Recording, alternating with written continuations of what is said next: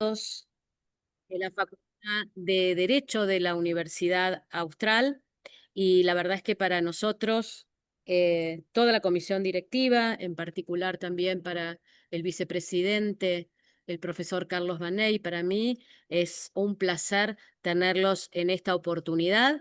Sé que hay varios de los asistentes en este Zoom que no son graduados. Hemos querido en esta oportunidad, por el tema y en parte para presentarnos por ser una comisión directiva de que vamos a estar justamente a cargo de la asociación durante un año, convocarlos a todos. Nos parecía que era una oportunidad para presentarnos y mucho más por el tema que nos pareció que era indicado para esta oportunidad.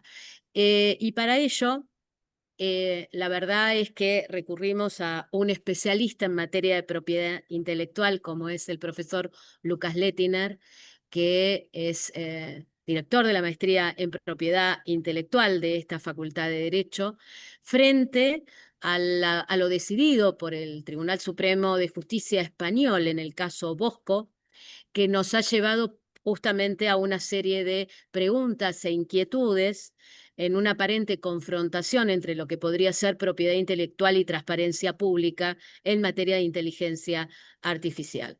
Así que yo les doy la bienvenida, les agradezco muchísimo que se sumen al proyecto de la Asociación de Graduados y que se sumen a este tipo de clase abierta, porque no es solamente un proyecto de la asociación, sino de toda la facultad y de todas las maestrías. En esta asociación está representado todas las maestrías de la Facultad de Derecho. Así que muchísimas gracias. Querido Lucas, a vos también gracias, por estar acá y te doy la palabra. Bueno, muchas gracias a Miriam, muchas gracias a Carlos, a Macarena, a Fernanda allí, que la veo, y también a nuestra moderadora, en este caso Elena, y a Agustina, que nos han facilitado el espacio. A mí siempre me gusta arrancar antes de meternos justamente en esto, en esta historia del caso Bosco, en allí, Mónica, ya después te comparto nuevamente la presentación cerca del final de la charla.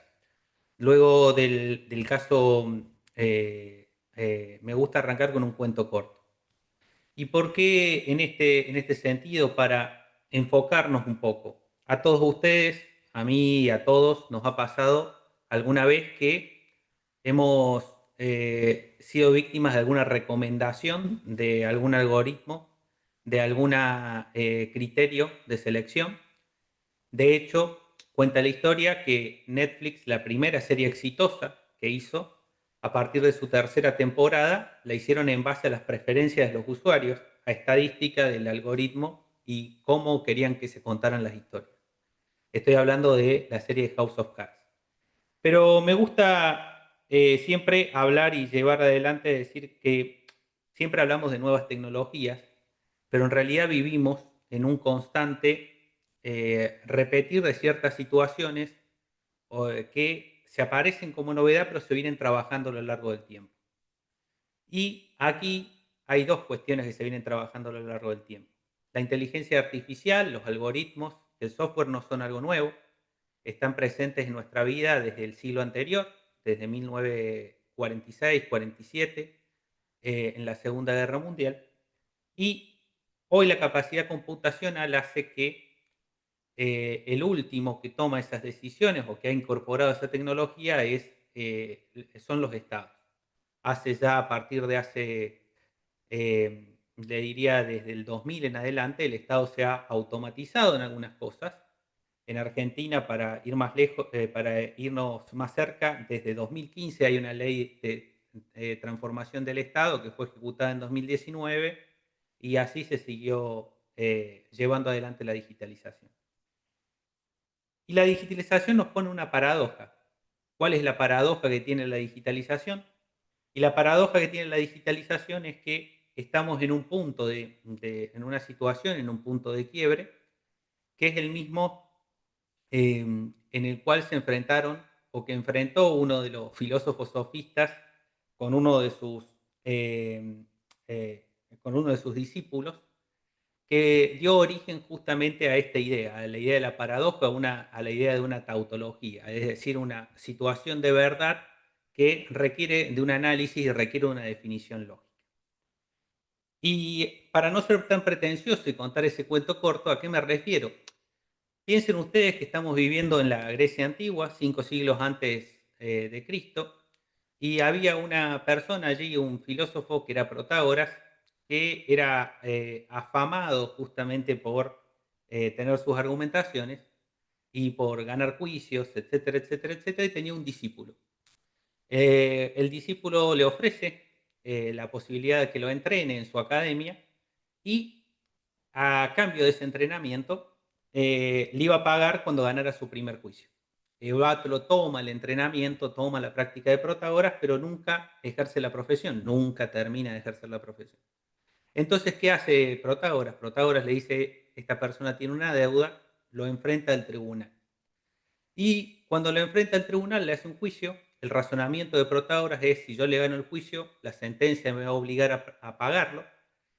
Y si pierdo el juicio, también cobro, porque Evatolo habrá ganado su primer juicio y el arreglo era que cuando ganaba su primer juicio me tenía que pagar. ¿Qué piensa Evatolo en esa lógica? Dice Evatolo, si yo gano el juicio, la sentencia dice que nada le tengo que pagar a Protágoras, por ende, nada le debo. Y si pierdo el juicio, solamente pagaré la sentencia y no tendré que pagar la deuda. Con este razonamiento caemos en una tautología. ¿En qué quiero decir? En que hay un sistema de mecanismos de opciones. La historia y el cuento corto no dice cómo termina, pero sí nos permite introducir y llevarnos al planteamiento del caso Bosco y a decir quién toma las decisiones. ¿Podemos reemplazar al ser humano en la toma de decisiones? ¿Podemos establecer justamente patrones a través de la tecnología que nos permitan llevar esas decisiones a un punto de una opción?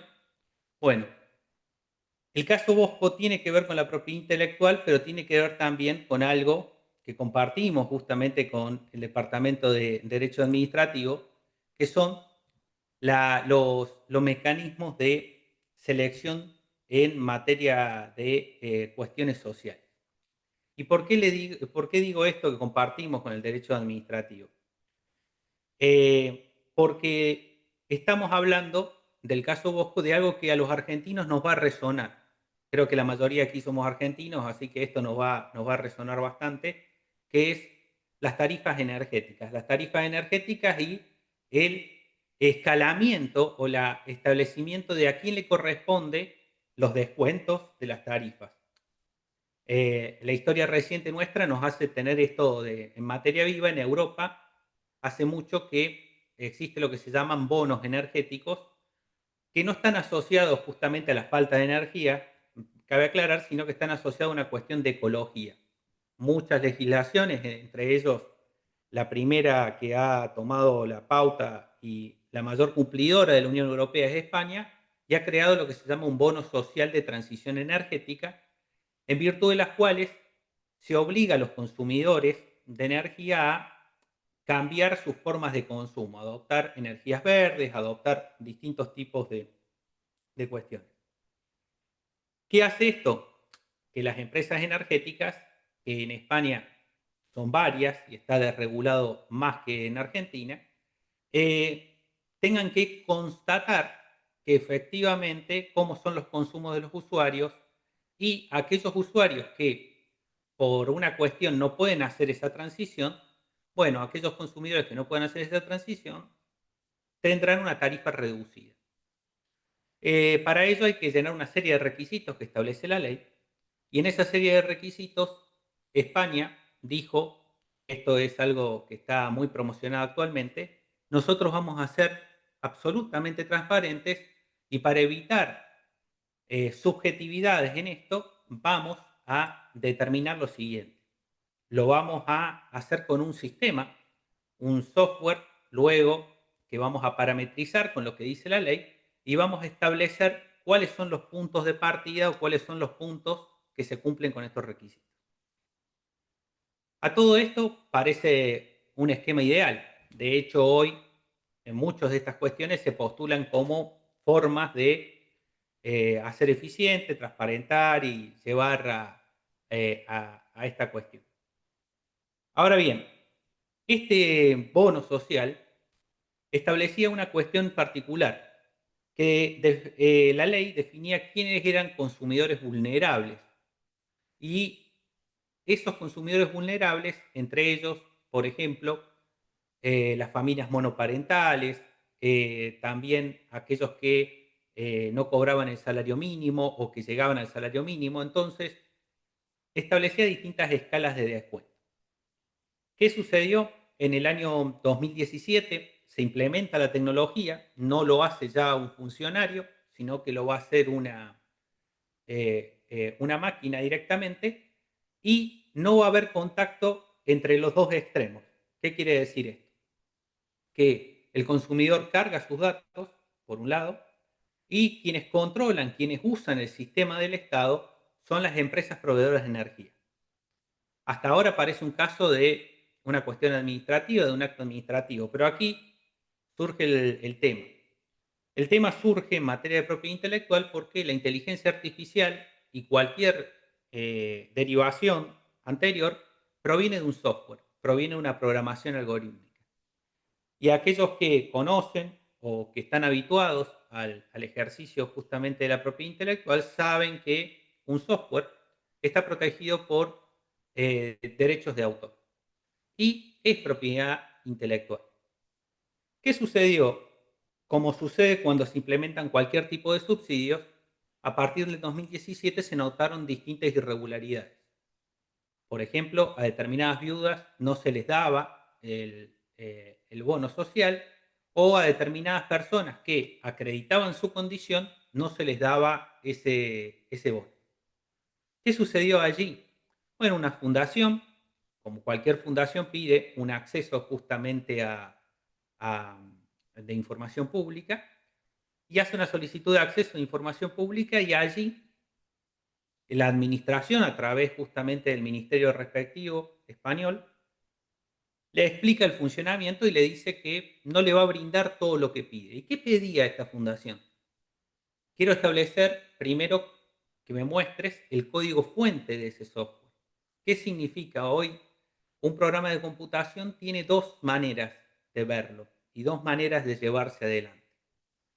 Y en estas dos maneras, la primera es el código objeto, que es la capacidad que todos tenemos de leer aquello que por allí hemos visto alguna línea de código alguna vez, o el código fuente, que es esa serie de unos, ceros y unos y ceros que solo puede leer la máquina. Pero ¿por qué pedía la fundación esto? Porque decía, no entiendo si los criterios de selección de la ley están correctamente aplicados en el software. Y esta base de operativa para la determinación de este bono llegó a un caso que es lo que bien Miriam nos decía, el caso Bosco. Este es un caso relevante, ¿por qué? Porque ya se trata de la aplicación de una verificación automática cuya obligación está en cabeza de las empresas proveedoras de energía para determinar si un consumidor es vulnerable o no vulnerable. ¿Y cómo funcionaba esto? Voy a agarrar ahí lo veo Maximiliano, pongámosle que Maximiliano llena sus datos.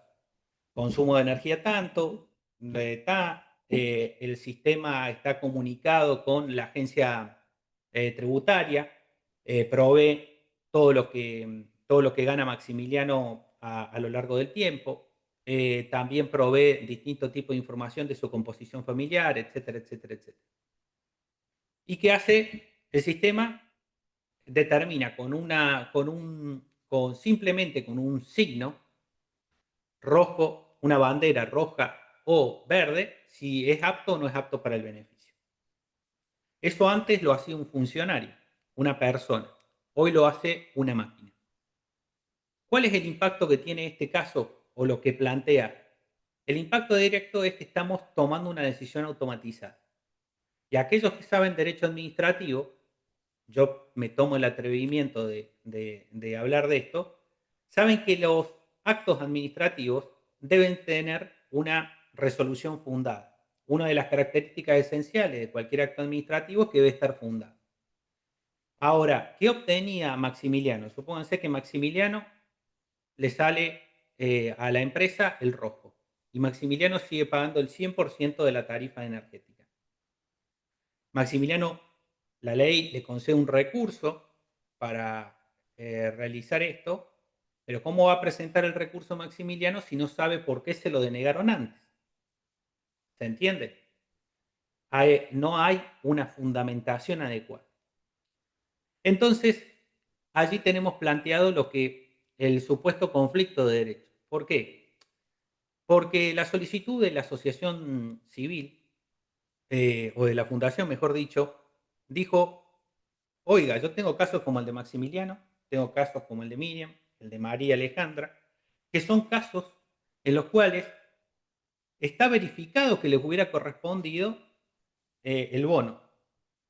Pero, por casualidad, la máquina se los ha rechazado. He presentado las solicitudes, he hecho todo el proceso administrativo, me lo han denegado la información o me han dado información incompleta y necesito justamente acceder a esa información. En primera instancia le dicen que no, en segunda instancia le dicen que no, y llega el caso al Tribunal Supremo Español. ¿Y en qué se basaba el rechazo administrativo? Bueno, aquí es donde aparece la propiedad intelectual. El rechazo administrativo, la negativa de administración, en primer lugar, es una cuestión de seguridad.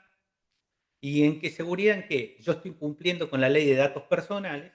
Esta ley me dice que yo debo resguardar los datos de las personas y el sistema tiene datos que podemos caracterizar. Recuerden que en Europa, y esto es una aclaración válida, Europa tiene una caracterización de los datos personales mucho más amplia que lo que sucede en nuestros territorios, en Argentina y en otros países.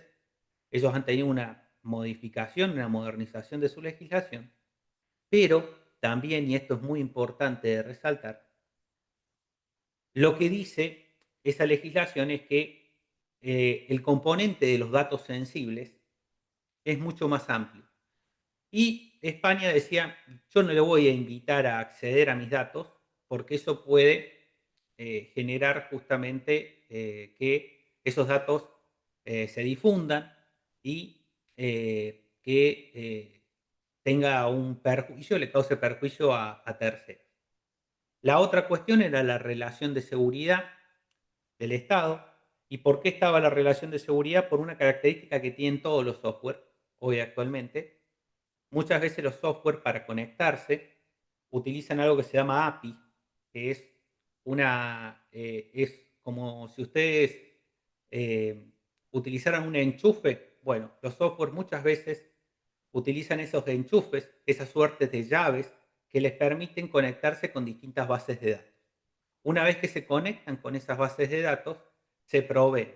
¿Qué sucedía en la lógica del Estado español? Dice, si yo te doy acceso a esto, a este software, al código fuente de esto, te voy a tener que crear un acceso en especial y ese acceso especial a vos te da acceso a muchas cuentas o a muchas posibilidades de acceso a distintas partes del Estado español que no quiero que tengas acceso. Y la tercera es que la ley de acceso española, específicamente en el artículo 14, inciso J, dice, una de las excepciones al acceso a información pública es que se violen secretos comerciales o propiedad intelectual.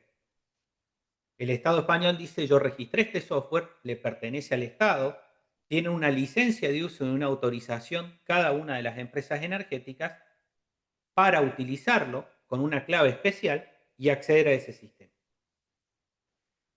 En esa discusión, como dijimos, el argumento de lo que era la fundación es, miren, yo tengo derecho a saber y tengo derecho a saber y a ejercer un control de esa actividad.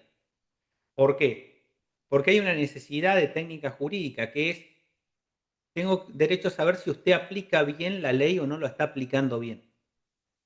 Y toda administración más allá de los actos que genera, esos actos deben estar debidamente fundamentados. Y al estar debidamente fundamentados, que a mí una pantalla me diga rojo o verde, sin darme la razón de por cuál me rechaza, no es una fundamentación correcta y completa, sino que yo tengo que saber las razones del rechazo.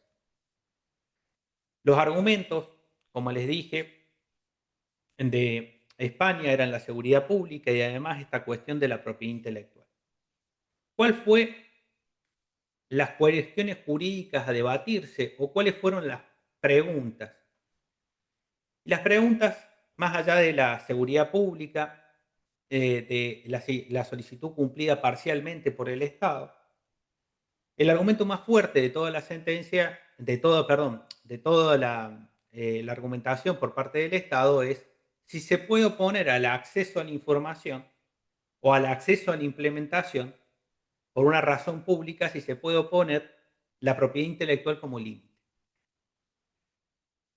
Y aquí el Tribunal Español hace algo que es un sistema de ponderación de intereses en el caso concreto, o conocido bajo la doctrina norteamericana como balancing test, pero no, que no lleva justamente a una suerte de armonización de derechos. El resultado hubiera sido el mismo, y voy a explicar por qué. ¿Cuál es el razonamiento puntual? Allí tienen el detalle del marco normativo, pero ¿cuál es el razonamiento del Tribunal Supremo? Primero, tenemos algo que no es humano, que es un software, y que ese software, sin intervención humana, decide derechos.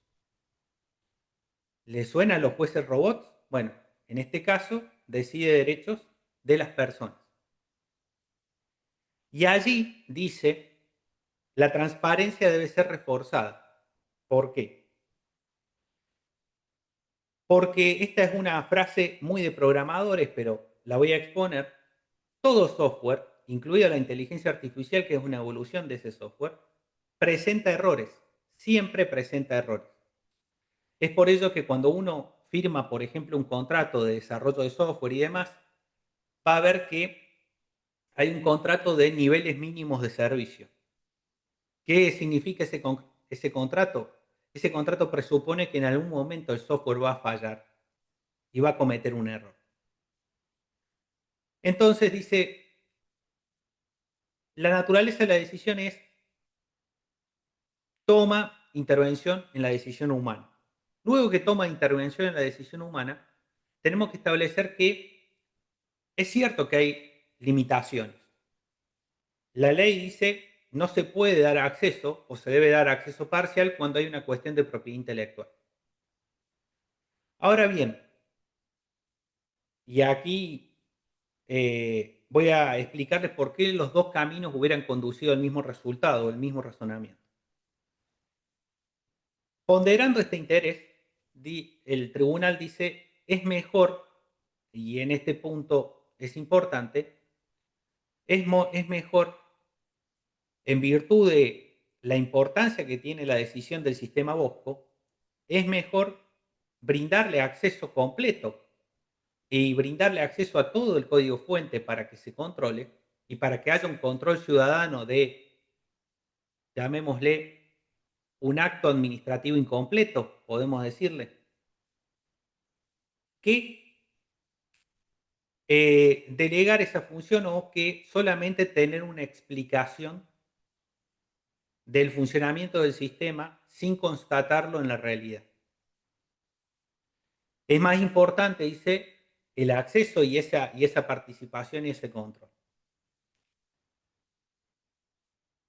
Desde el otro lado, si nosotros hiciéramos una armonización de los intereses en juego, diríamos que hay dos derechos enfrentados, el acceso a la comunicación pública y el derecho a la propiedad intelectual, que siempre se la caracteriza mal, porque que es una especie justamente de monopolio, se dice, palabra aborrecida por estos tiempos, pero más allá de eso, lo que da la propiedad intelectual son derechos exclusivos sobre distintas creaciones, y esos derechos exclusivos como todo derecho, tiene un ámbito de ejercicio. Ahora bien, ¿cuál es el ámbito de ejercicio de la propiedad intelectual y cuál es el ámbito de ejercicio particularmente en el software? Y en el software es el derecho a que ese software no sea utilizado sin la debida autorización por parte de su titular. Que no sea reproducido, que no sea pirateado, que no se haga ningún acto ilegal. Ahora, desde ese punto de vista, ¿el software hubiera cumplido su finalidad si se le daba o no se le daba acceso a un sistema de contralor? Y la realidad es que el software hubiera seguido cumpliendo su finalidad aún con el acceso dado a esta fundación. Máxime si ese acceso está avalado por una decisión judicial. La realidad es que en esta decisión, la armonización de derechos y el derecho que se ve obstaculizado en la realización de su fin es ese acceso. ¿Por qué?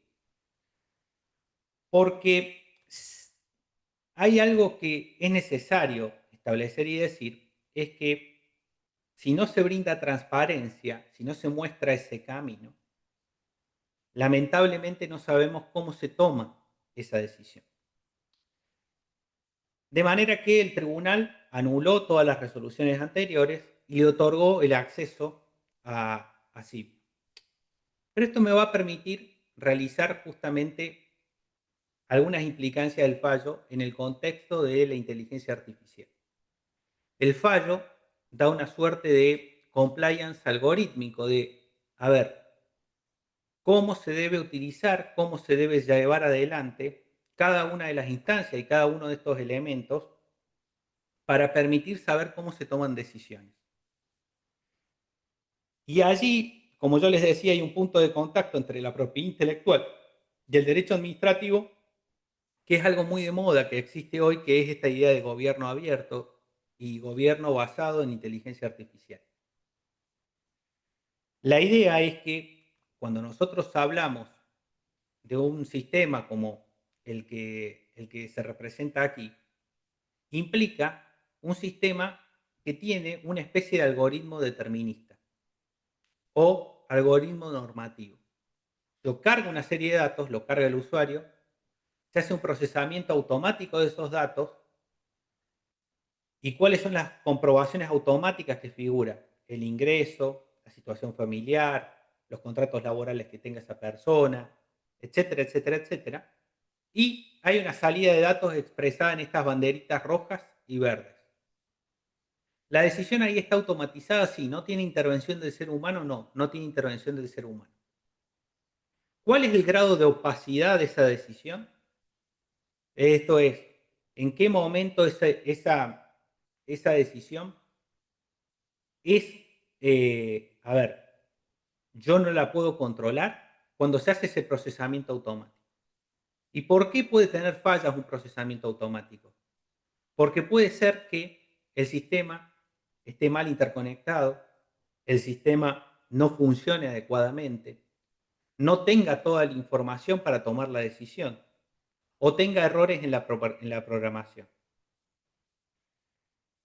¿Y por qué arranqué con algo, con esta historia justamente de esta expresión de la cuestión de, a ver, del comportamiento normativo? ¿Y por qué hago hincapié en esto se trata de un algoritmo normativo? Porque no aprende patrones de conducta. A diferencia de lo que ustedes ven y están acostumbrados en la vida diaria, desde el televisor que le sigue la vida, esta cámara que me está enfocando, o el uso que hacen de, por ejemplo, instrumentos de inteligencia artificial. Si ustedes ven todas esas cuestiones, eso se basan en algoritmos de recomendación, en datos deductivos de su persona, en datos deductivos de su contexto.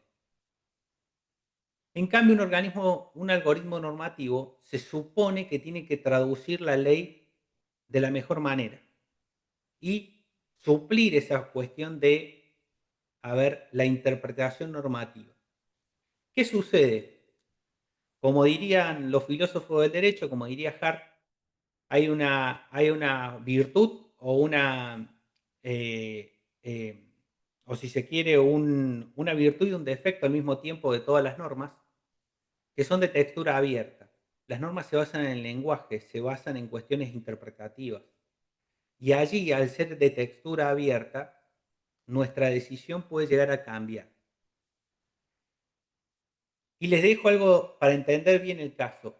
El caso siempre habla de software y algoritmo en sentido contrario, o en sentido, a ver, ambiguo, y vamos a aclarar términos.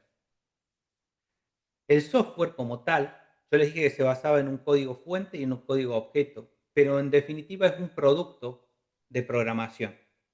Ese producto de programación ejecuta órdenes. ¿Cuál es el cerebro de ese software? El algoritmo. Esa ecuación matemática, esos pasos lógicos y ordenados que pueden escribirse tanto en lenguaje natural, en pseudocódigo, en diagramas, pero que son justamente parte del cerebro, lo que ayuda a tomar esas decisiones. De manera que si yo tengo mal ese cerebro informado, las decisiones que va a tomarse ese algoritmo funcionan mal. Esto, como les decía, no es un algoritmo de recomendación. No funciona como algo que infiere la normativa. De esta manera, vuelvo a Maximiliano, tomarlo de ejemplo, no infiere si a Maximiliano porque vio una película de Marvel, le van a seguir gustando otras películas de superhéroes. O porque si compró determinado producto en el supermercado, quizás Maximiliano esté en un plan alimenticio o haciendo dieta o cuidándose de determinados alimentos. Eso es la opacidad que hoy vemos. ¿Y por qué decimos que hoy vemos esa opacidad? Porque muchas de estas cuestiones de perspectiva social y muchas de estas cuestiones de análisis de situaciones dependen muchas veces de datos objetivos, pero que también traducen un contexto. Y se los voy a poner en este ejemplo. Todos me imagino que conocen Buenos Aires, los que no conocen Buenos Aires, en zona norte hay un lugar que es San Isidro, y San Isidro tiene una característica que los que viven en el contexto de Buenos Aires entenderán, que un mismo código postal puede significar justamente que esa persona vive en la Villa La Cava eh, o del otro lado, en un country. Y estamos hablando de una misma geolocalización, de un mismo código postal. ¿Qué sucede si la norma dice que para atribuir eh, una determinada condición, yo tengo que saber el contexto o yo tengo que saber el lugar donde vive esa persona? Generalmente, los sistemas normales mandarían un asistente social, verificarían, etcétera, etcétera. Yo sé que existen múltiples cuestiones anexas, políticas y demás, regalo de beca. Eso me queda clarísimo. Pero ¿cómo funcionaría un sistema? El organismo tendría que mandar a alguien que verifique la situación y además de todos los otros datos objetivos. Supónganse que eso se lo damos a un sistema de geolocalización. Y que por ahí ese sistema de geolocalización se basa en Google Maps. Y por un error de determinación de Google Maps, porque no entró al barrio, porque etcétera, etcétera, etcétera, etcétera, etcétera, a esa persona que está pidiendo un beneficio social está alojado o dice que vive en un country. Y se dice no cumple los requisitos. De manera que hoy todos estos algoritmos están, a ver, tienen ciertas opacidades. Y esas opacidades hacen que los algoritmos también normativos no escapen esas opacidades. Puede tratarse de rigidez en la lógica que tiene el algoritmo, que haya una falta de auditoría humana, que haya errores de integración de sistemas, mala definición de las variables, una actualización tardía. Y en todos elementos hacen que la decisión de un ser humano frente al algoritmo en una misma situación puede variar. ¿Y por qué sucede esto? Porque nosotros tenemos una capacidad que las inteligencias artificiales la quieren emular, pero no llegan a emularla todavía y no llegan a complementarlas en todo aspecto, que es la capacidad interpretativa de ponderación de valores, de aplicación de principios. Muchos de nosotros hemos escuchado los trabajos se van a terminar, la abogacía se va a terminar, va a haber alguien que va a realizar determinadas actividades. Y la realidad es que esto no es así. ¿Por qué? Porque lo que muestra Bosco es que por más de que exista una máquina que aplique una ley, o por más de que exista un algoritmo que aplique una lógica rígida establecida en la ley con requisitos objetivos, necesita de un contralor humano y necesita muchas veces de ver si no existen falsos negativos o falsos positivos. Y en este punto me parece interesante decir qué hubiera pasado en la Argentina con Bosco, qué hubiera pasado en nuestro contexto, porque muchas veces se dice, y esto lo repetimos, que tenemos una legislación menos avanzada o que no tenemos la respuesta en nuestra legislación a los desafíos de las nuevas tecnologías.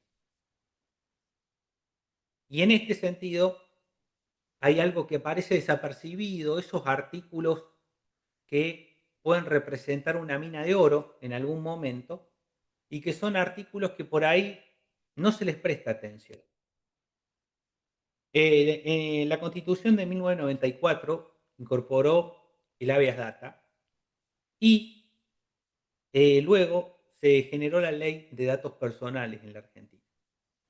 Ley que ha querido cambiarse a lo largo del tiempo. Hay un proyecto del anterior gobierno, ahora se ha reeditado ese proyecto y demás. Pero pongámonos en manos de la misma situación aquí en Argentina. El artículo 20 de la Ley de Protección de Datos Personales dice algo muy curioso e importante. Dice: ninguna decisión judicial o administrativa sobre una persona puede basarse exclusivamente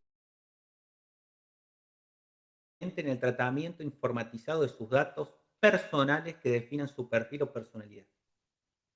¿Qué está vedando este artículo? Está vedando la posibilidad de utilizar únicamente sistemas de decisión automatizada para la toma de decisiones, tanto judiciales o administrativas. Pero a mí me dijeron que la justicia está implementando, pero el organismo administrativo está implementando. Bueno, mal. ¿Qué exige esto? Exige que esas decisiones sean controladas por otra persona. Es necesario de una intervención humana significativa, que sea capaz de revisar, interpretar, corregir ese resultado del algoritmo. El caso Bosco en Argentina no hubiera pasado con esto, porque esa decisión administrativa o esa reglamentación o esa forma de implementación sería nula. Y ustedes me dirán, ¿cuándo se vio esto? ¿Tuvimos alguna experiencia de esto? Sí, la tuvimos, a la experiencia. ¿Y cuál es la experiencia que tuvimos? La experiencia que tuvimos fue con la pandemia. Allí se trataron no solamente datos sensibles, sino que además esa decisión de incorporarlo a uno o a otro con respecto a la aplicación y al contralor tenía que tener también un contralor humano, un desarrollo humano. Este sistema implica justamente que, y es algo que se olvida casi siempre en todos los proyectos legislativos, tener en cuenta este pequeño artículo que está perdido en la Ley de Protección de Datos, pero que es significativamente importante para analizar esto. Desde el punto de vista de la extensión de qué se puede o no se puede compartir como información, la decisión que se dio en España implica que, una correlación entre un derecho y otro. ¿Es correcta desde el punto de vista jurídico esa decisión? Sí, es correcta desde ese punto de vista jurídico. Ahora bien, ¿cómo debería ser ese acceso a ese código fuente para no violar otro tipo de derechos? Se debería realizar a través justamente de los mecanismos o dar lugares de prueba que estén resguardados y demás, y que se compruebe efectivamente la eficacia o no del sistema o los errores que existen. Por último, y para concluir un poco esto y dar el espacio a debates, a preguntas y demás, pasa por lo siguiente. Y una cuestión, ¿qué está pensando, qué ha pensado el legislador argentino alrededor del tiempo en esta situación? Y lo que ha pensado el legislador argentino alrededor del tiempo en esta situación y en este análisis comparativo y en estas cuestiones es lo siguiente. El legislador ha pensado justamente en algo que es proteger a los datos de inferencia. El proyecto de modificación de la ley de datos personales define a los datos inferidos, que son aquellos datos que no se obtienen directamente de las personas, pero que pueden inferirse por una serie de variables. Y esas variables, y eso me da la posibilidad justamente de hacer un contralor de esos algoritmos, de hacer un contralor de la información y hacer un contralor de aquello que se carga o deja de cargarse en un sistema. Y también en una base de datos propiamente dicha. Este es el resumen de por qué es importante establecer mecanismos de transparencia activa. La legislación argentina, los distintos proyectos que existen regulatorios de la inteligencia artificial en Argentina tratan de diferente manera esto y de diferente manera de solución de estas cuestiones. Pero estas, a ver, estas cuestiones hacen que, eh, eh, establezcan, por un lado, algo importante. Debemos tener la trazabilidad de la toma de esas decisiones. Y es importante no tener en consideración solamente el resultado de la toma de esas decisiones, lo que se conoce como output, sino tener como conocimiento de la información real que se está tomando, de los datos que se utilizan, del componente que se agrega. Y ese es el desafío y el desarrollo de esto. Es un poquito invitarlos a esta reflexión, a ver cuáles son los límites, cuáles son los elementos y qué tenemos que jugar o cómo lo tenemos que realizar y qué se discuten en estos casos. Con esto he terminado un poquito la presentación. Tengo aquí algunas preguntas, algunos comentarios por parte de ustedes. Em, em, bueno, aquí tengo un comentario por parte justamente de Marcelo Torres.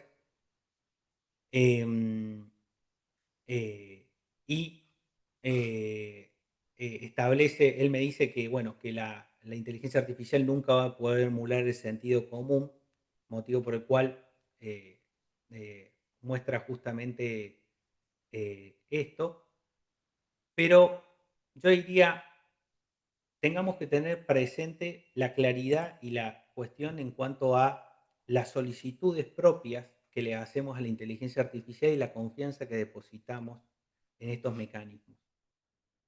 ¿Por qué? En cuanto a las solicitudes propias y a la confianza depositada.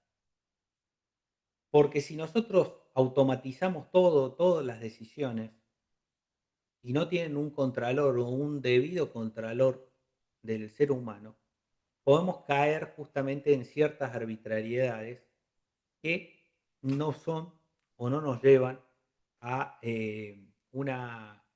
a una claridad en cuanto a la decisión tomada y una justicia de esa decisión tomada. Y en este punto, creo que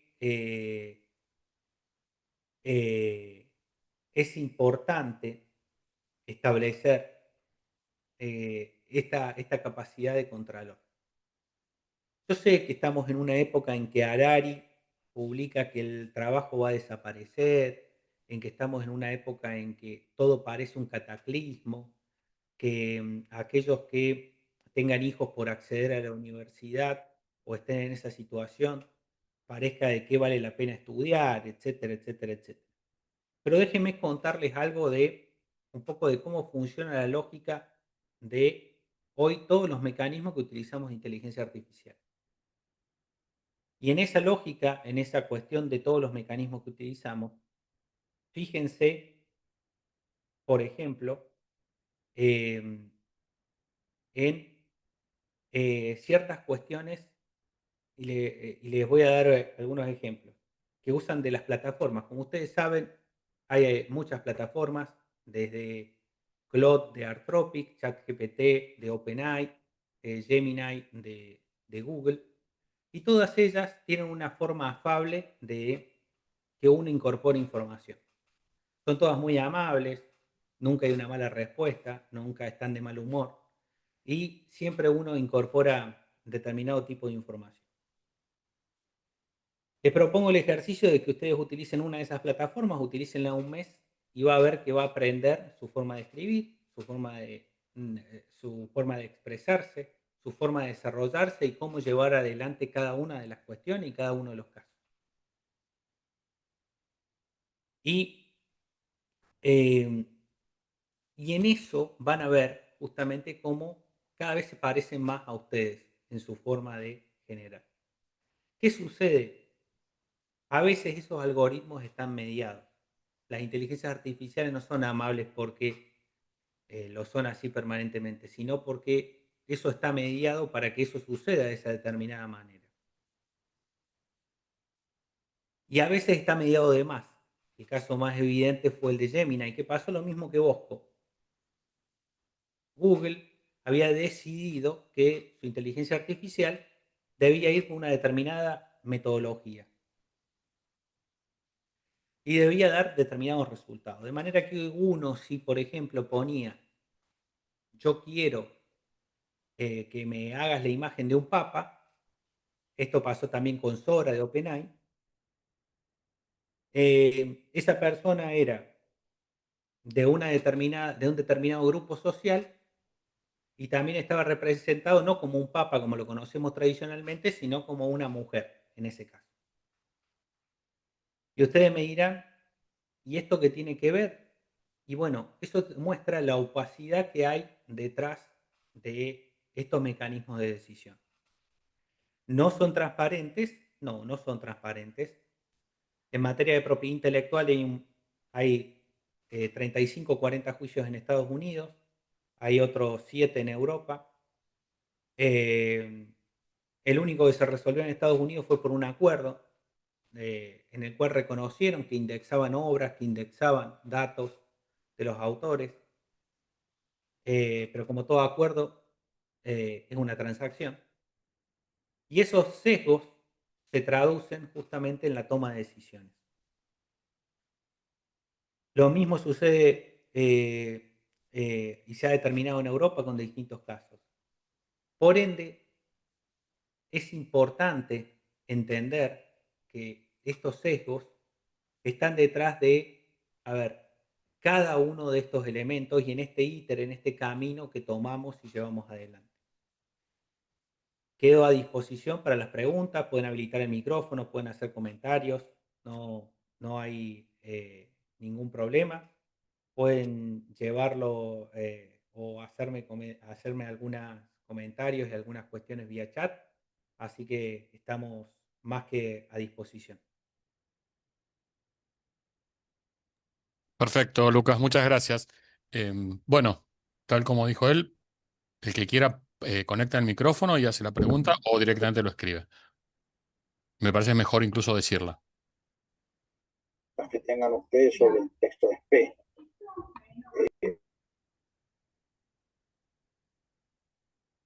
Lucas, hola. Sí, Cirilo, ¿cómo andás? ¿Cómo estás? ¿Todo bien? Todo bien, todo en orden. ¿Cómo va eso? Bien. Eh, una pregunta o un tema para reflexionar que me parece interesante, especialmente vuelvo a lo que dijiste de la motivación de los actos administrativos y la incompatibilidad que tiene eso parece que va a tener con las decisiones tomadas con ayuda o por parte de modelos de largo lenguaje.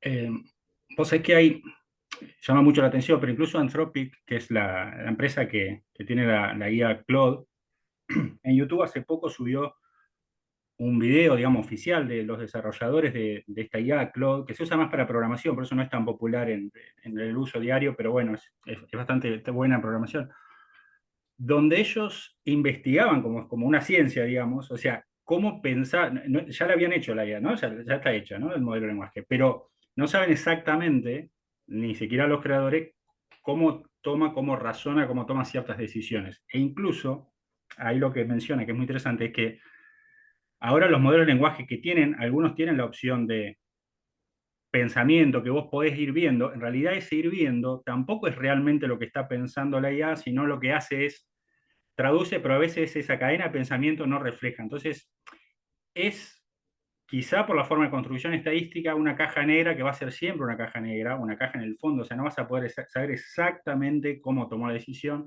ni siquiera si el propio modelo te lo dice, porque es otro discurso que está creando para decirte cómo tomar la decisión, que no es exactamente el mecanismo.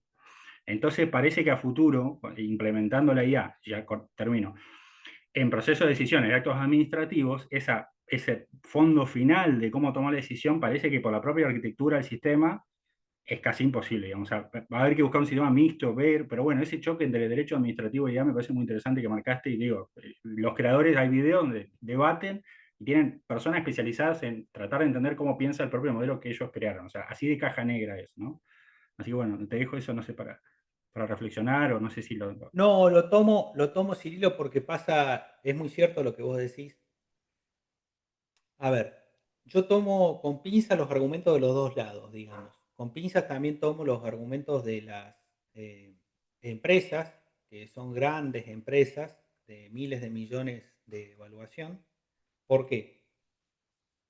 Porque también, a ver, eso suena a una suerte de excusa, en el sentido de esa caja negra yo no voy a poder acceder nunca. ¿Y por qué lo digo esto?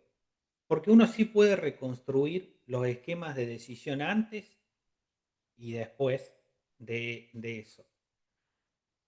Y además porque eso seguramente está mediado por otros intereses que nos exceden, digamos, en el marco de esta charla y que hablan de otro esquema, de naturaleza justamente de seguridad pública y demás. Pero déjenme contarles un caso que a mí sí me pasó y que lo he vivido personalmente. Durante un tiempo, yo he sido gerente de coordinación y control de un organismo. No vale la pena ahora hacer espamento de la trayectoria de uno. Pero la historia es que en algún momento ese organismo estuvo, a ver, cuando a mí me tocó asumir esa función, tenía una triple auditoría. Auditoría General de la Nación, Oficina Anticorrupción y SIGEN. El gran problema de ese organismo eran las compras y contrataciones.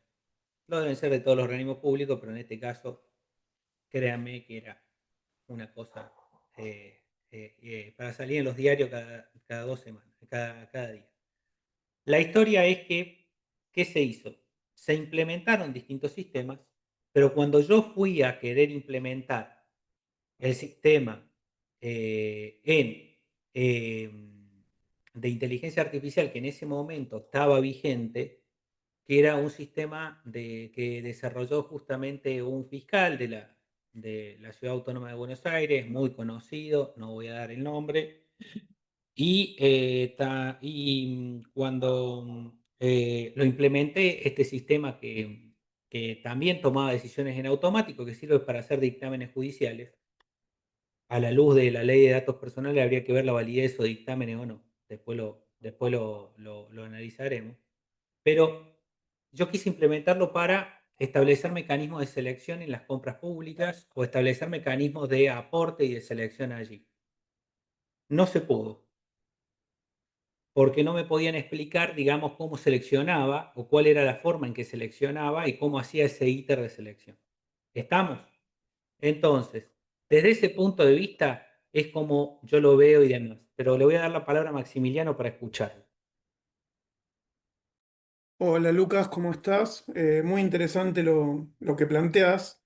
Y vos sabés que yo estos días estuve leyendo bastante el tema sobre el Reglamento Europeo de Inteligencia Artificial y vos mencionaste lo que es la auditoría humana superior, y después otro aspecto importante es la transparencia algorítmica. Lo que pasa es que hay una cuestión que creo que vamos a tener que delimitar porque si no va a ser muy difícil de establecer un parámetro para poder saber cómo usarlo y cuándo no. Porque una cosa es querer saber la parte de caja negra que corresponde al aspecto duro. Quizás ahí tenés en el caso Bosco que vos mencionás un problema con, o mejor dicho, una diferencia que es la propiedad intelectual que lo tenía el Estado español y se lo cedía a los terceros y las particularidades que era esta selección automática, pero quizás lo que hay que trabajar son criterios de trazabilidad conductual de los resultados de las decisiones, documentar dónde están las fallas para que esa auditoría humana superior sea capaz de detectar las limitaciones del sistema y cuando se da un caso de gravamen o un caso negativo, haya realmente una auditoría, porque a mí lo que me preocupa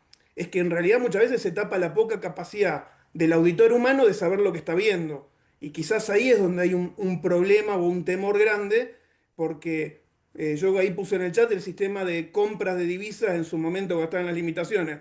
Vos tocabas un botón, te decía sí, no, y después el acceso a la justicia, la comprensión de la decisión, no la tenías a mano. Era todo un sistema que no sabías ni por qué te decían que no.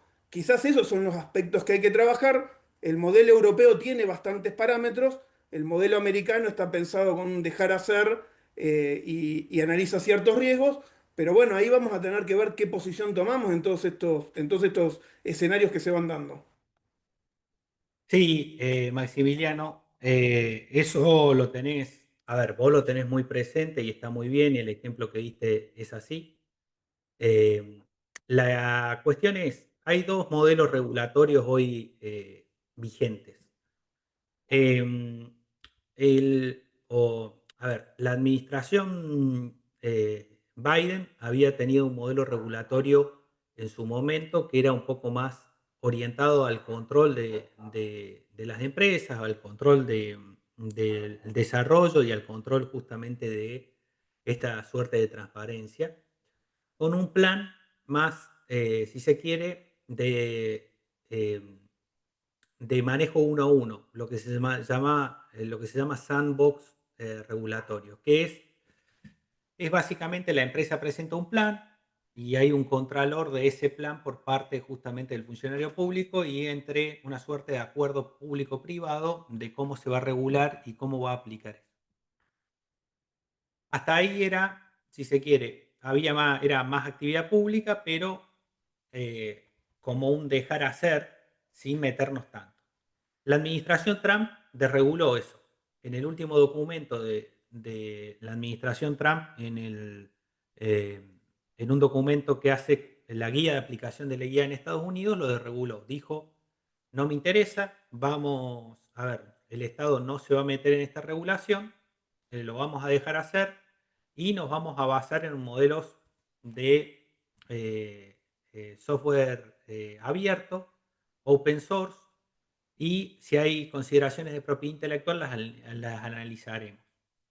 Dato anecdótico, una semana antes de que salga esto, una persona muy conocida en el ámbito de la propiedad intelectual que dirigía la oficina de derechos de autor, sacó un documento, lo pueden buscar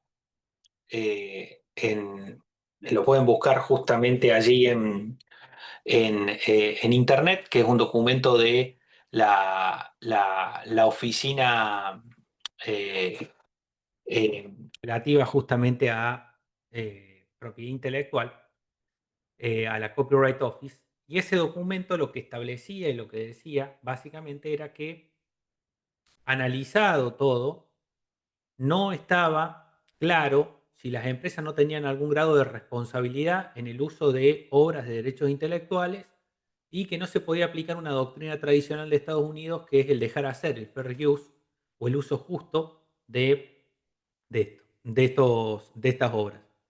Bueno, imagínense el destino de la señora luego de esto. Ahora la reinstaló la justicia en el puesto, pero obviamente ahí la echaron. Del otro lado del Atlántico, Europa tiene esta tendencia regulatoria de extrajurisdicción. ¿Y a qué me refiero con esto? Europa encontró su lugar luego, después de vagar durante mucho tiempo, de ser el legislador mundial. Entonces, con la ley de datos personales y el reglamento europeo, empezó a imponer justamente sus condiciones al resto de las jurisdicciones. ¿Qué sucede con esto? Que Europa hoy es la región menos desarrollada en materia de tecnología y de materia de tecnología de software y en materia justamente de inteligencia artificial. ¿Y por qué sucede esto? Por la cantidad de requisitos burocráticos y demás. La ley o la directiva europea en materia de inteligencia artificial se está aplicando y se ha empezado a aplicar recién a partir de este año con un fuerte componente de aplicación a partir del año que viene, de 2026. En 5, 6, 7 años, 10 años veremos cómo efectivamente termina siendo la aplicación. La realidad es que la Argentina tiene una fuerte potencia de industria de software. Tenemos 11 unicornios, la mayoría relacionados con software. Y no debemos de perder esa cuestión. Ahora, ¿hay elementos que es necesario regularlos? Sí. ¿Hay elementos que es necesario dotarlos? Sí. El Estado va a seguir existiendo y por lo menos por un tiempo va a seguir existiendo el Estado, la existencia de la administración pública y demás. Y eso es necesario, como vos decís, establecer normas de auditoría o normas que le permitan a los auditores hacer las preguntas adecuadas. Quizás lo que nos queda de aquí en adelante es saber hacer las preguntas. Y ahí vuelvo al comienzo de esta charla. Como EVAT lo con Protágoras, nos necesitamos justamente saber hacer bien las preguntas. ¿Por qué? Porque eso nos va a permitir obtener correctamente las respuestas de lo que entendemos justamente que sucede allí. ¿Un exceso de regulación va a desalentar la industria? Sí. Ahora hay cuestiones trascendentales que están mediadas por la inteligencia artificial y que son derechos de muchas cosas que es necesario regularlos y establecerlos. Y es necesario tener un marco que nos ordene. Porque no solamente está el problema del Estado que puede tomar decisiones, sino también está el problema de que no sabemos qué hacen los privados con nuestra información y cómo toman esas decisiones y cómo las llevan adelante. Desde ese punto de vista es que esto sí necesita estar en alerta y desarrollarse. Y vuelvo a lo que decía un poquito Cirilo antes, en la pregunta anterior. En la pregunta anterior, estas cuestiones o estos esquemas justamente, no hay que creer que todo es tan inocente, digamos, de no poder acceder o de no saber. Sí, muchas inteligencias artificiales, y perdónenme el cordobesismo, funcionan como una licuadora, mezclan los datos y mezclan y no sabemos cómo los mezclan. Pero tenemos la posibilidad de tener trazabilidad en el antes y en el después. Y claramente si en el después hay indicios de que hay algo que está mal, es porque algo funciona mal en ese proceso. Y hay algo que hay que cambiar. Dicho esto, creo que no nos van a, estos esquemas o estos desarrollos no nos van a ver, no nos tienen que hacer perder el foco de eso que es muy importante, de entender y de tener trazabilidad de ese camino y de saber hacer esas preguntas adecuadas. ¿Alguien más con algún comentario, alguna pregunta?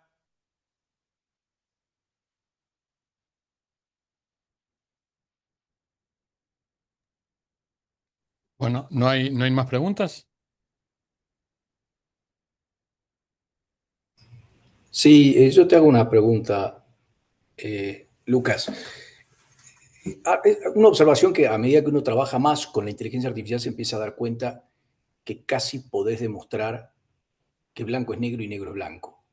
O sea, sobre todo si uno empieza a jugar con juegos simples, que decirle, justificame que Milei hizo bien en no darle la mano a Macri, y al rato decirle, ahora justificame que hizo bien, y te encontrás con unas argumentaciones asertivas impresionantes que dicen exactamente lo contrario. Y en derecho, que nos gusta contestar demandas y demandar, el juego con la inteligencia artificial es apasionante porque casi podés llegar a dar vuelta con picardía, por supuesto, y sabiendo jugar con el derecho, a demostrar las opuestos que son paradojas. Y eso nos lleva a una pregunta, ¿no? O sea, la inteligencia artificial nos va llevando hacia un lugar que decir, ¿y qué es el derecho? ¿Es pura razón? Hace poco un amigo mío que escribe en filosofía del derecho hacía el planteo este de que hay que volver a las emociones, que creo que también es otro paso en falso, porque lo que te da bronca no necesariamente es injusto. A mí me da bronca cuando me meten una multa y a veces me la meten muy bien.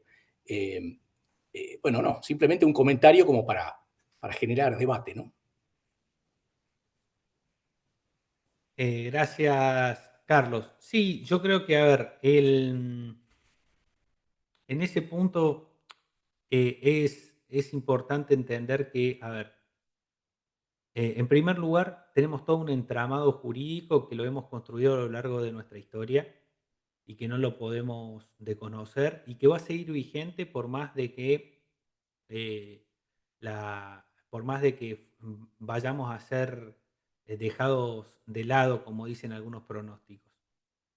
Pero más allá de eso y más allá de si lo dejamos de lado o no lo dejamos de lado, más allá de si somos útiles o no somos útiles desde ese punto de vista,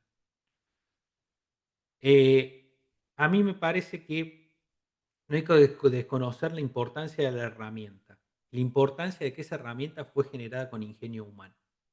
Si llegamos a este punto, esta encrucijada nuestra hoy, es porque el ser humano ha evolucionado tanto que ha permitido justamente generar esta herramienta que nos puede ayudar y nos puede ayudar en nuestro día a día.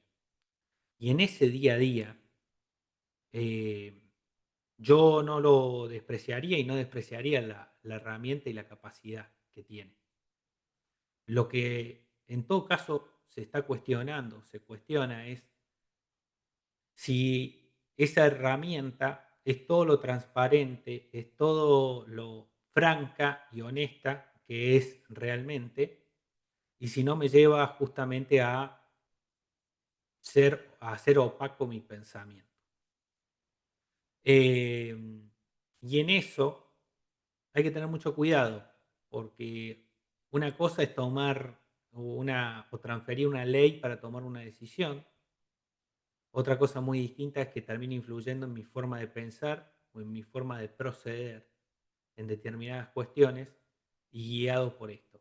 Entonces, desde ese punto de vista, yo tengo siempre mis resguardos cuando se dice que hay comités de ética o hay comités de análisis brindados por las mismas empresas que realizan estas actividades. Yo creo que hay muchas opacidades, creo que necesita eh, un diálogo franco la tecnología en este punto, y creo que esas opacidades se tienen que ir levantando, porque eso nos va a permitir que la herramienta que tengamos sea mucho más útil para determinadas actividades. ¿Algún otro comentario, alguna otra pregunta? Lucas, ¿te puedo hacer una consulta en tu experiencia?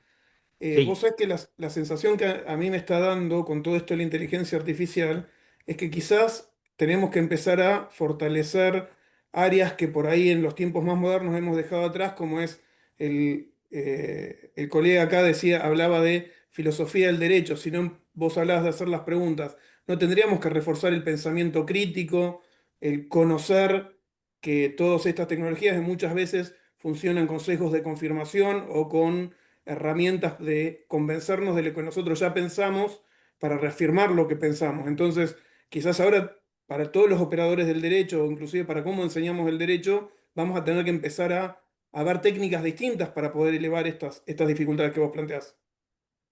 sí, yo creo que hay que volver un poco a la esencia de nuestra profesión, eh, que es la cuestión de entender que muchas veces media lo humano en el resultado que nosotros le ponemos a cada una de la gestión de derechos que hacemos. Y en ese punto es necesario volver a, a eso. Y volver a eso implica, en cierta medida, entender que nosotros podemos tener la guía de la inteligencia artificial, pero negociar un acuerdo o llegar a puntos de común o tener la percepción que puede tener, por ejemplo, María Fernanda para firmar un contrato o las cláusulas de asesoramiento, eso que necesariamente necesita y va a necesitar mediación humana. La emocionalidad la puede interpretar, sí, la podrá interpretar, pero el contexto lo vamos a seguir definiendo nosotros. ¿Y por qué el contexto lo vamos a seguir definiendo nosotros? Porque nosotros tenemos la capacidad de hacer la guía y llevar adelante las preguntas. Todas las decisiones, aunque sean tomadas por la máquina, están mediadas en un principio por el ser humano. Quien hace el prompt, para ponerla de alguna forma, somos nosotros. Nosotros somos los que establecemos la pregunta inicial y los que establecemos también el camino inicial. Cuando ustedes utilizan ChatGPT para hacer un escrito, para responder un mail y demás, fíjense que ustedes le dan la orientación.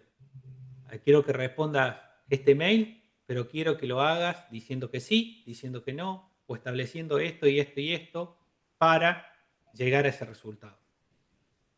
Y ese es un poder que se los da justamente la capacidad de raciocinio, la capacidad de esto. Yo estoy lejos de entender que las herramientas nos van a volver más tontos, sino que yo creo que en una situación en la cual uno es perspicaz y tiene la información adecuada, puede fortalecer esto. Y fortalecer esto implica, por ejemplo, que ustedes empiecen a pensar en mucho más rápido en la forma de adaptarse a los distintos conflictos, a las distintas situaciones.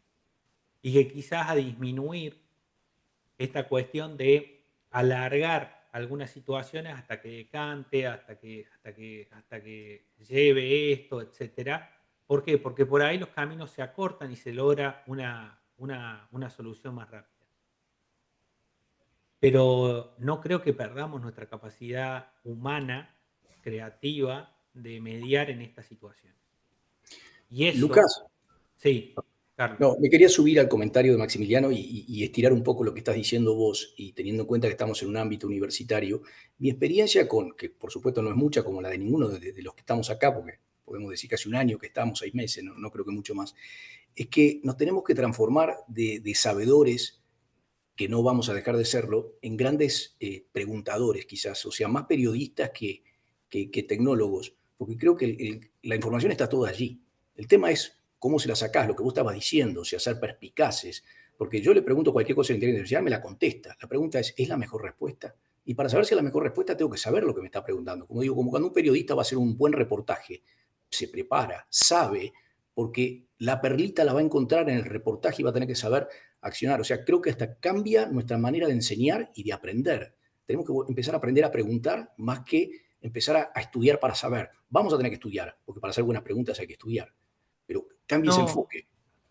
eso está perfecto, pero sobre todo, piensen en lo siguiente, todos los casos en el fondo tienen una discusión de derechos fundamentales. Un caso es difícil porque todos los casos son difíciles porque llegan a la decisión de un tercero, a los tribunales, salvo que lo logremos mediar antes o lo logremos justamente acordar antes, pero todos los casos que llegan a la decisión de un juez en definitiva son casos difíciles, o por reticencia del otro, o por esto o el otro, necesitamos la decisión de un tercero. Ahora, ¿quién interpreta esos derechos fundamentales? ¿Quién sabe cómo es el orden de interpretación de esos derechos? En Argentina tenemos un sistema constitucional, los tratados tienen una jerarquía y demás.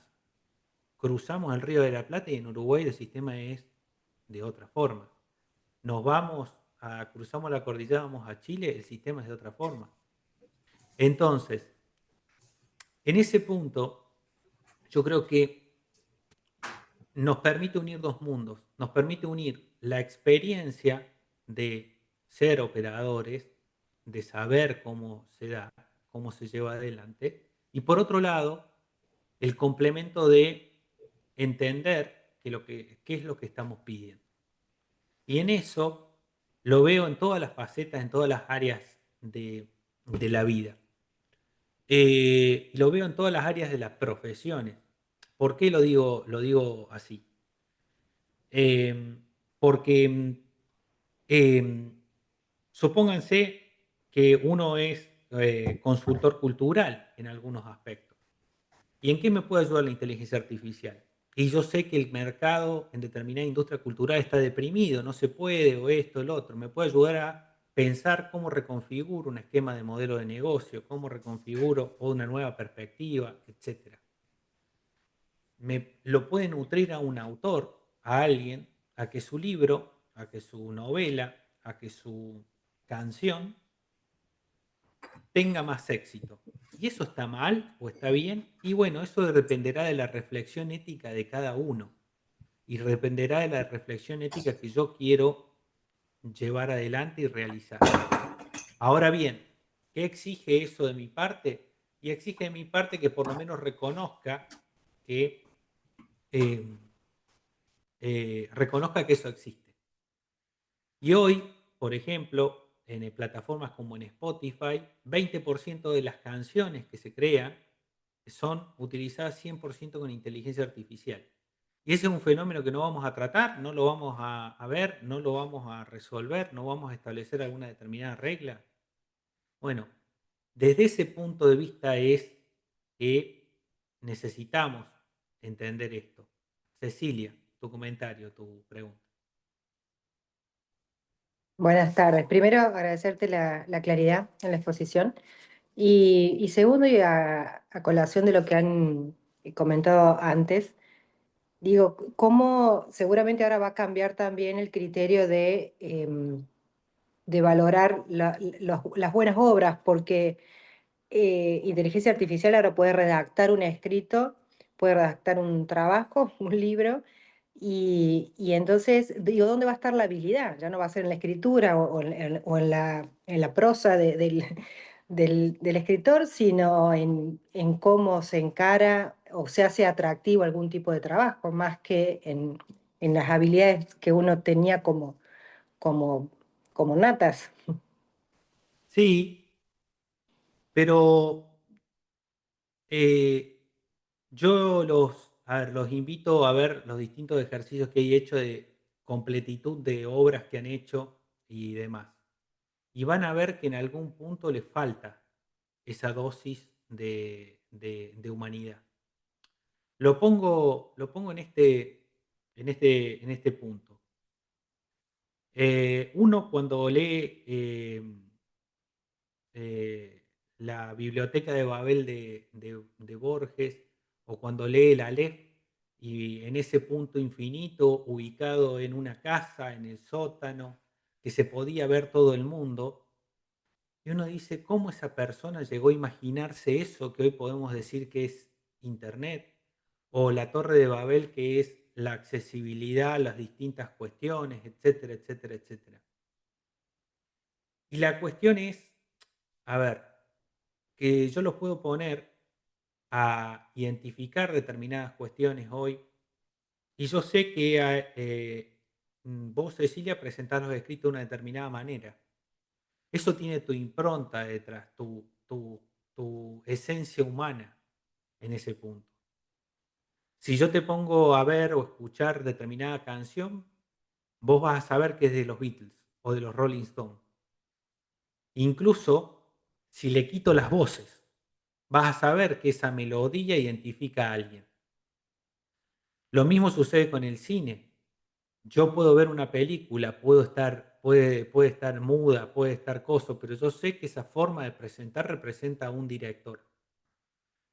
Y eso es la característica de la esencia humana. Y esa característica se traduce, y esa creatividad se traduce en esa manifestación. Sí creo que vos estás señalando algo muy importante. Lo que estás señalando es un efecto económico que tiene esto, que es voy a utilizar un término muy de propiedad intelectual, pero es la dilución de humanidad. Parece que todas nuestras actividades se pueden pagar menos, son menos costosas, son menos, valen menos. Y yo en eso discrepo, porque yo creo que en algún momento va a haber una revalorización de algunas cuestiones humanas. Por más de que cuesten, por más de que se utilicen ciertas herramientas y demás, yo creo que no todo se trata de diluir la humanidad. En algún momento se va a revalorizar algunas actividades. Y así, a ver, como va a haber muchos que van a preferir y les debe pasar a todos los que están aquí presentes, que viene una empresa, un cliente y demás, y les dice, no, bueno, yo creo que me respondas esto para ver si es cierto o no, porque le consulté a ChatGPT y me dijo tal cosa. Les debe haber pasado. Yo he visto,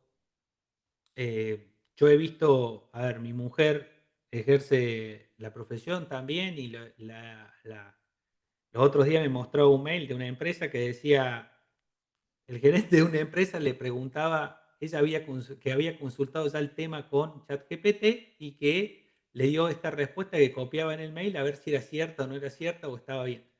Y ustedes me dicen, y eso va a pasar, se van a enfrentar a eso.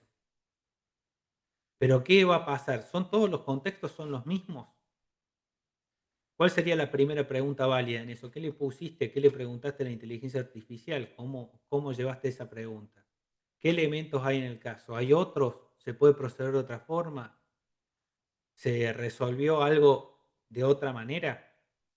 Y ese es el valor humano que tiene las distintas profesiones. Ahí la veo a Mónica Herrero que gestiona culturalmente y demás, es una gran gestora cultural, editora y demás. Piénsenle que, a ver, pongámosle, a ver, el valor que tiene un libro escrito por un determinado autor que ya es bestseller o que ya es alguien importante en una rama de la literatura, contra una obra escrita por inteligencia artificial. Sí, podrá ser un éxito vender muchos libros, bajarse muchos libros en Amazon, porque está escrito de determinada forma, con determinada... Pero al que le gusta Borges va a seguir comprando Borges, al que le gusta, a ver, al que le gusta determinada cuestión, va a seguir comprando eso. No lo van a intentar reemplazar. Podemos emularlo, sí, se puede emular el estilo de escritura, se puede emular el estilo de pintura, se puede emular la forma, sí, por supuesto. Lo va a poder hacer. Se va a poder reemplazar, seguramente se va a poder reemplazar. Ahora, el sentido de pertenencia que vos decís, va a haber una diferencia entre entre la comoditización y aquello que ahí dice Susi, entre el fast fashion y la artesanía. Bueno, va a haber una diferencia entre aquello que es más trabajado, es mejor, entiende mejor el sistema, que aquello que es una máquina de producir cosas. Y está bien el ejemplo que da Susi, se lo agradezco, porque en eso muestra la riqueza. Hay mercado para todos. El mercado no se agota en ese sentido. Y hay espacio y mercado para todos. El tema es que si se apuesta solamente por diluir las capacidades humanas, bueno, qué feo futuro que nos enfrenta, ¿no? O sea, el sentido de que para qué existimos, para qué estamos, para qué vamos a desarrollarnos. Digo, porque solucionémoslo como proponía Elon Musk, digo, en su momento. Hagamos un gran bono social y hay gente que no va a trabajar. No va a trabajar nunca, ¿eh? No, ni siquiera va a ser necesario que se reciba en la universidad. No, no, no, no. No necesitamos. Quédate ahí, entretenete, mirá la televisión, las plataformas, etcétera, etcétera, etcétera. Hay algún futuro distópico, Spielberg lo imaginó esto en una película, que la gente se dedicaba solamente a jugar a los videojuegos en algún momento. Y en ese sentido, de esa forma, es que tenemos que entenderlo allí.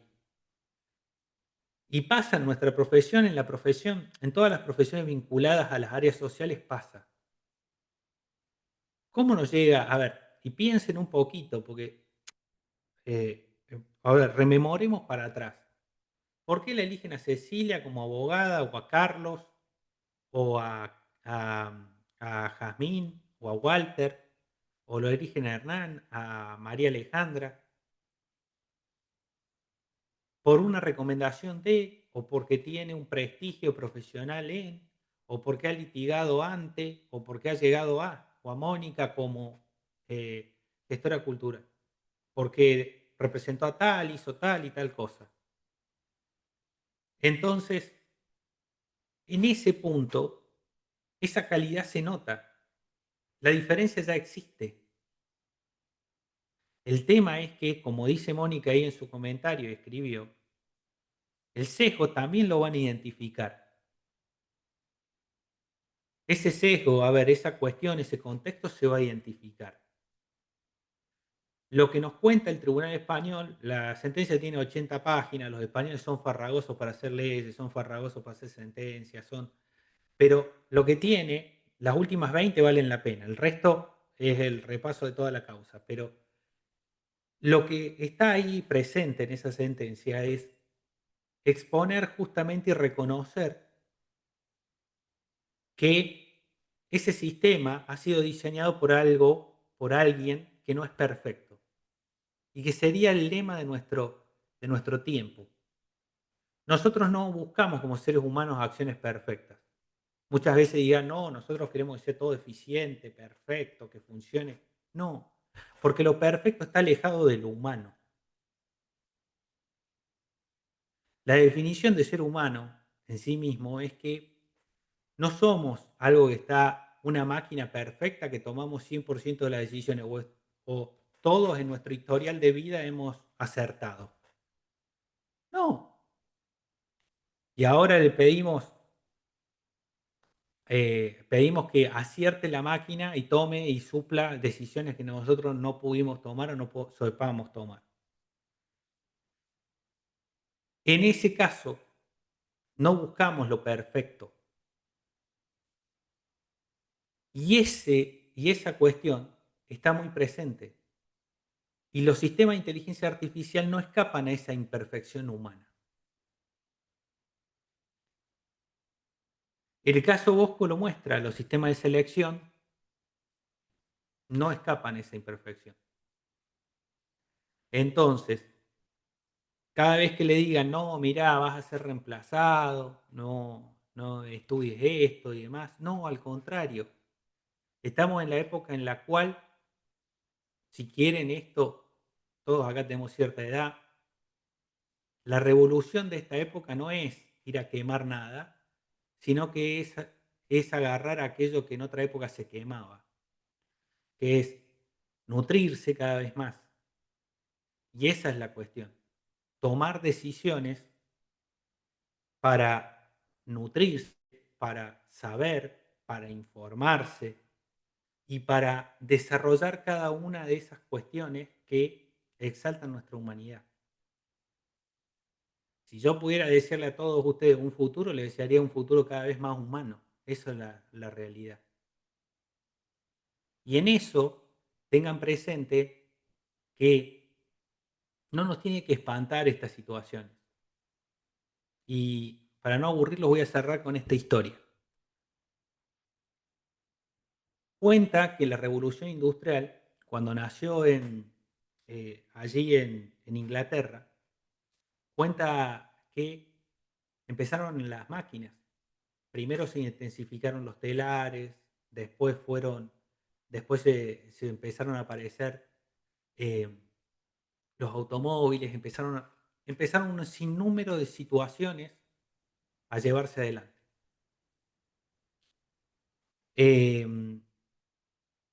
Y esas mismas situaciones generaron la misma discordia que estamos hoy en día. Ahí gracias Claudia, Claudio, esa es la película, si quieren véanla, es la secuencia de un futuro distópico. Es una película relativa a eso. La gente literalmente se levanta a jugar un jueguito. Pero más allá de esa historia, vuelvo a esto. Ustedes trasládense a esa época, ¿no? En esa época trabajaban hasta los niños, así que trasládense a esa época. Trasládense a un Londres en el cual está todo negro, no precisamente porque hubiera neblina, sino que era por el carbón que se quemaba. Y llega un día y les dicen, miren, lamentablemente no van a vos no van a trabajar más porque hemos comprado esta máquina que hace el trabajo de 100 hombres. Y en ese punto aparecieron, como todo cambio genera resistencia, un grupo de inadaptados en ese momento que eran los lupitas. Los lupitas que se encargaban de eran una especie de sindicato en las sombras que se encargaban de entrar por las noches a las distintas fábricas y sabotear las maquinarias. Quemar, amenazar a los empresarios, etcétera, etcétera, etcétera. La humanidad siempre ha enfrentado estas crisis. La humanidad siempre ha enfrentado sus condiciones sociales y ha enfrentado este tipo de crisis. Siempre, siempre ha encontrado la forma de adaptarse a esas situaciones y a esos cambios. Hoy podremos convertirnos en lupitas o podemos entender que este cambio va a ser una herramienta que nos va a acompañar más adelante. Yo elegiría, si me dan ese camino, entender la herramienta, entender cómo va funcionando, qué puedo hacer más allá de esa herramienta y por qué hoy a mí se me nota mucho, porque no tengo pelo, pero por qué hoy esta cabeza vale más que antes. Porque permite justamente dilucidar, establecer cómo van a ser esos contextos y cómo va a ser esa evolución humana. Los que llegamos hasta acá somos nosotros y los que vamos a seguir estando aquí somos nosotros.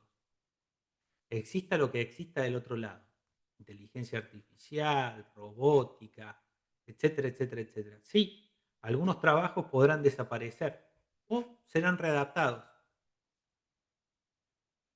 Y hará falta control, hará falta supervisión y tendremos que estudiar más.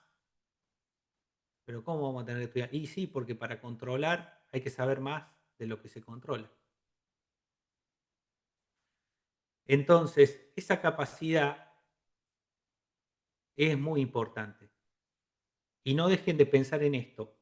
Todos los que estamos en este colectivo de esta generación son las que más cambios ha sufrido en la humanidad a lo largo del tiempo.